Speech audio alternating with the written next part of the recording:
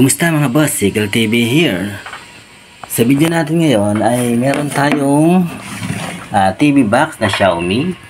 Ayan po ang ating TV box na susubukan nating ayusin dahil ang nangyari po dito sa TV box na to ay nawawalan siya ng internet connection. Ayan mga boss, pag pumunta po tayo sa setting, kahit connected na tayo, ayan, pero lalabas ay connected no internet. Ganyan ayun ang nagiging problema. Tapos pag nag-open ka ng YouTube, ayan, ganyan ang lalabas sa'yo. Try again, open network setting. Ngayon mga boss ay susubukan natin siyang ayusin gamit lamang ang setting na gagawin natin. Bali ito mga boss, tong Xiaomi na device na to, ang ginawa ko dito ay ilang beses ko na siyang nireset. Pag nireset siya, nag-okay siya. After ma-restart or i-turn off mo yung device, ay mawawala yung internet connection. Ngayon, subukan natin siyang ayusin. Unang gagawin natin, punta lang tayo sa setting. Setting ng Xiaomi TV box. Hanapin lang natin yung device preferences. Tapos try natin date and time. Ngayon mga boss, mapapansin nyo, iba yung date and time niya, January 1, 2017.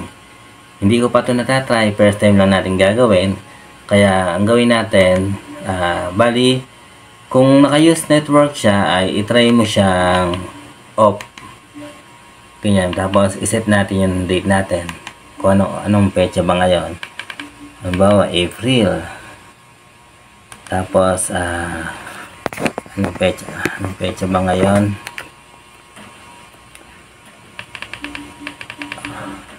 Seven. Tapos ay 2024. Ayan mga boss, iseset natin siya. Tapos kung anong oras na. Kailangan din natin siya itama. Ayan mga boss, kailangan lang natin itama yung date and time natin. Yan.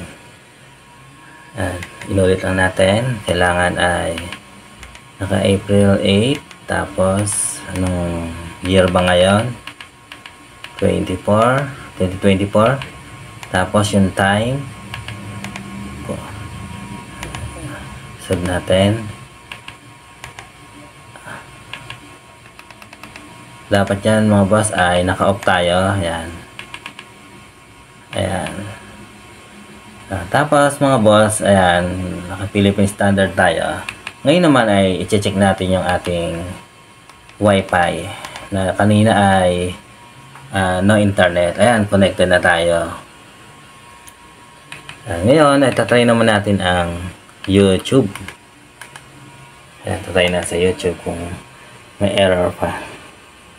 Ayan, wala na siyang error. Ayan, boss, tuloy na siya, gumagana na. Ayan, kita nyo lahat. Ayan. Ayan mga boss, kung gusto niyo pa ng mga ganitong tutorial na makakatulong sa inyo, please like and subscribe lamang sa aking YouTube channel. Ito yung device na aking ginamit. Ayan, Android yan. Bali, kung ang TV nyo ay hindi siya Android TV, pwede kayo gumamit ng itong TV box. Ayan, makakapag-YouTube kayo, Netflix, ayan mga boss, ayan. At VLC player, pwede kayong mag-cast dito sa ganitong TV. Kaya, malaking tulong kapag meron kang ganitong Xiaomi. Maraming nagka-problema sa mga ganito. Akala nila useless na yung Xiaomi TV box nila. Yung pala, kailangan lang pala itama yung time and date. Usually kasi nakalagay siya sa system, yung pala hindi na nag-update.